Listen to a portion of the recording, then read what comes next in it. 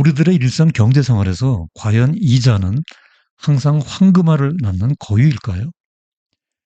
지난번 영상에서 기준금리 인상기에 주가가 상승한 때가 많았다고 했는데요. 그러면 채권 투자는 어떻게 해야 할까요? 금리가 오르고 물가 상승기에 금 가격은 어떻게 움직이나요? 오늘은 지난번 영상에 이어서 이러한 금리의 오해와 진실에 대한 2부 순서로 시청자 여러분들을 찾아뵙겠습니다. 자, 이제 나머지 5가지 궁금증에 대한 상세한 이야기 속으로 들어가 보겠습니다. 영상을 시청하시기 전에 구독과 좋아요 미리 감사드립니다.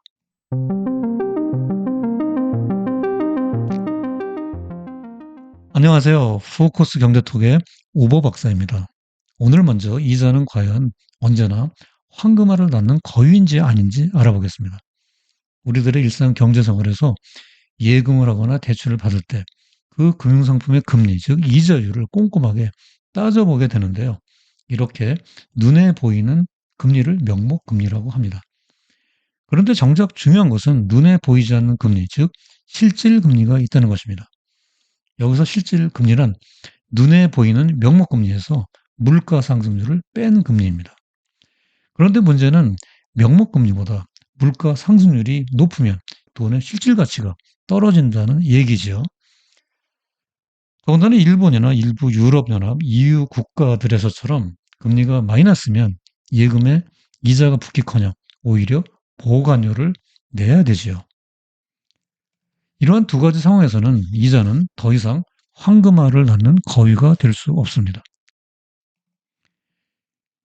여기에서 왼쪽 편은 2021년 1월 우리나라 제1금융권, 즉 은행에서 판매되었던 정기예금 금리를 보여주고 있습니다. 이 표에서 보듯이 1년짜리 정기예금의 평균 금리는 1.06%였습니다. 2021년 물가 상승률이 2.5%였으니까 실질 금리는 마이너스 1.44%였습니다. 오른쪽 편은 주요국의 기준금리를 보여주고 있습니다. 일본과 유로존은 마이너스 기준금리가 오랫동안 유지되었고요. 이런 상황에서 저축성 예금 상품은 돈의 실질 가치를 보존시켜주지 못합니다. 최근 들어 한국은행은 우리나라 기준금리를 3차례 인상하여 예금금리가 오르긴 했지만 물가 상승률을 고려하면 여전히 실질금리가 마이너스 상태인 저금리 시대입니다. 따라서 저축성 상품으로는 목표로 하는 적정 수익률을 달성할 수 없으므로 투자성 상품으로 전환시켜 주어야 합니다. 물론 모든 투자 상품에는 위험이 수반되므로 리스크 관리에 만전을 기하여야 한다는 것은 아무리 강조해도 지나치지 않습니다.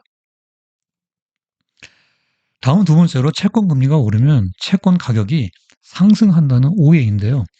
이 주제는 이전 영상에 나왔던 내용이지요. 중요한 주제라서 복습하는 의미에서 다시 다루고자 합니다. 금리가 돈의 가격이라는 것은 맞는 말이지만 채권은 유가증권이기 때문에 채권 금리가 채권 가격이 될 수 없습니다. 만기에 원리금이 고정된 채권, 즉 픽스드 인컴은 채권 금리로 할인되기 때문에 채권 금리가 오르면 분모가 커지게 되므로 채권 가격은 상승하는 것이 아니라 하락하게 됩니다. 여기 그래프에서 보듯이 채권 금리와 채권 가격은 역비례하여 우하향하는 이 곡선을 확인할 수 있습니다. 다음 세 번째로 경기 상승으로 시장에서 채권 금리, 즉 채권 수익률이 오를 때 장단기 채권 투자 요령에 대한 오해입니다. 여기 견본 채권이 한 장 있고요. 액면 100만 원, 계산의 편의상 표면금리 10%, 만기 3년이라고 가정해 보겠습니다. 이 채권의 3년 동안 현금 흐름은 여기 수직선 위에 표시할 수 있습니다. 만기가 3년이지만 중간에 두 번 현금 흐름이 10만 원씩 있기 때문에 실제 만기, 즉 이 채권의 무게중심은 3년보다 짧은 2.73년이 됩니다. 이것을 채권의 평균 만기, 즉 재무관리에서 전문 용어로 듀레이션이라고 부르죠. 용어가 좀 어렵게 느껴지시는 분들께서는 단순하게 이 채권의 무게중심이 2.73년이구나 라고 이해하시면 되겠습니다. 이 채권의 평균 만기, 즉 듀레이션은 채권금리 변화에 대한 채권 가격의 민감도를 나타냅니다. 왜냐하면 채권의 만기가 길어질수록 채권에 대한 불확실성이 높아지게 되므로 채권 가격의 등락폭이 커지기 때문입니다.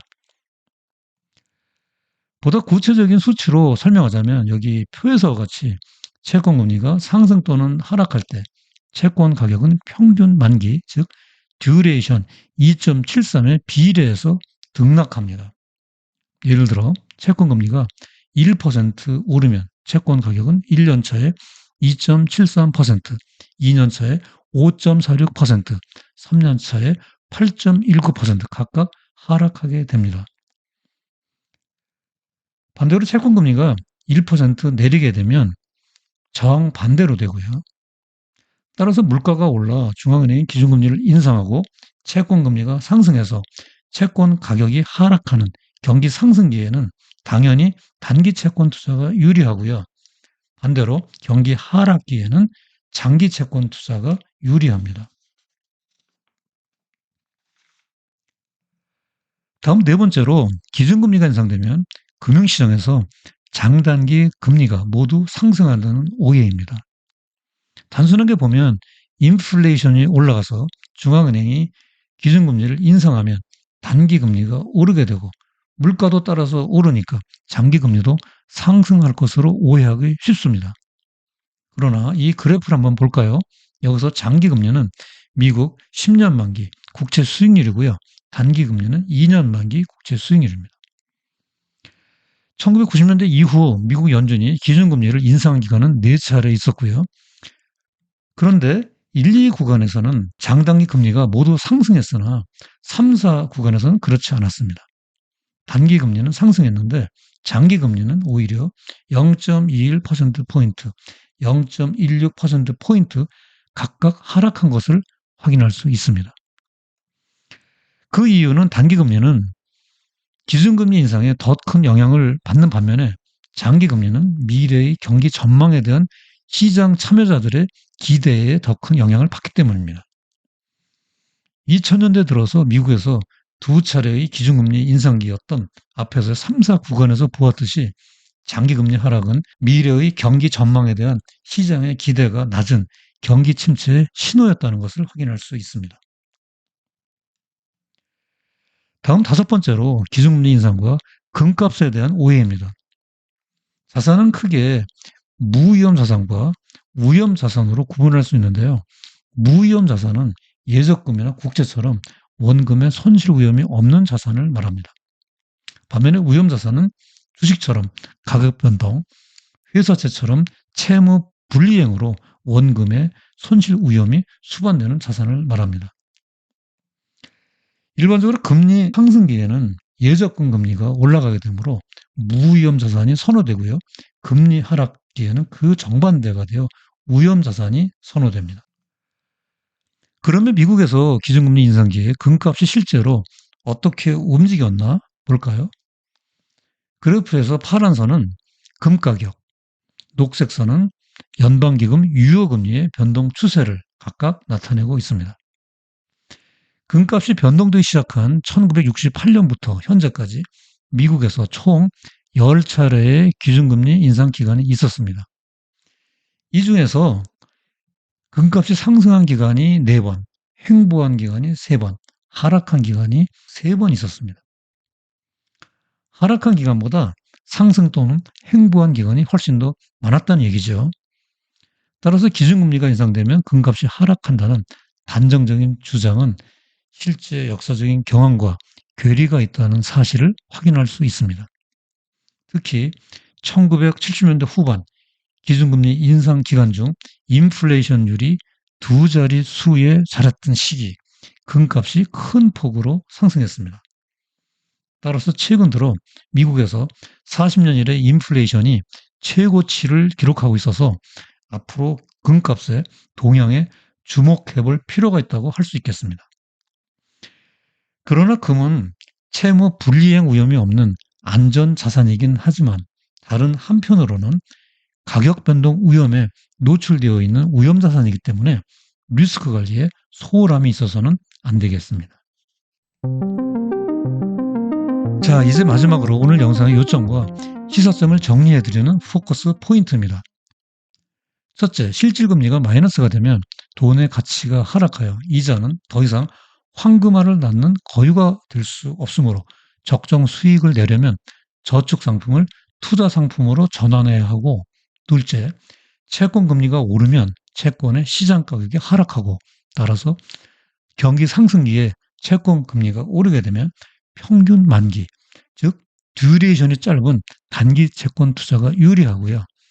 셋째, 기준금리 인상에 직접적인 영향을 받는 단기 금리는 상승하지만 장기 금리는 시장의 기대에 따라 움직이므로 정반대로 하락할 수 있고, 마지막으로 넷째, 미국에서 기준금리 인상 기간에 금값이 하락한 구간보다 상승 또는 횡보한 구간이 많았으며, 특히 두 자릿수 인플레이션을 기록했던 1970년대 후반 금값이 큰 폭으로 상승한 경험이 있습니다.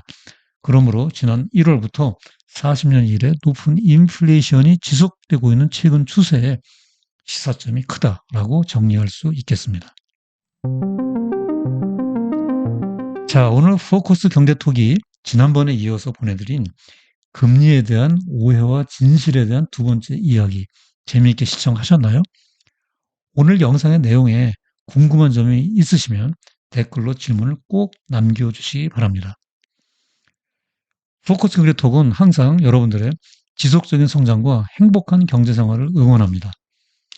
앞으로도 더욱 유익하고 재미있는 영상으로 시청자 여러분들을 찾아뵙겠습니다. 여기 끝까지 시청해 주셔서 대단히 감사합니다.